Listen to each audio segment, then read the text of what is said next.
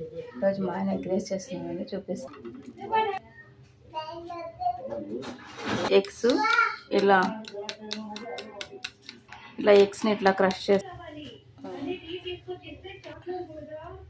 ఇలా ఆయిల్ అనేది ముందుగా జీలకర్ర వేసుకోవాలి. ఇలా ఆమ్లెట్ లాగా వేసుకోవాలి. ఇలా మనకి పెనం కండుకోకుండా ఉంటుంది. ఇలా వస్తుందండి, ఆమ్లెట్ మాదిరి ఇలా వస్తుంది. దీంట్లో ముక్కలుగా చేసుకోవాలి. ఆనియన్స్ వేసుకోవాలండి. తర్వాత ఇది రెడ్ క్యాప్సికమ్ అండి, టమోటా అనుకున్నారు, red capsicum and green chilli,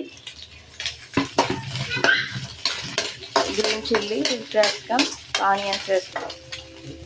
rice వేసుకోవాలండి, ఇలా కలుపుకోవాలండి. వేసుకోవాలి, చిల్లీ పౌడర్ వేసుకోవాలండి, గరం మసాలా వేసుకోవాలండి, ఇలాగా వేసుకోవాలండి.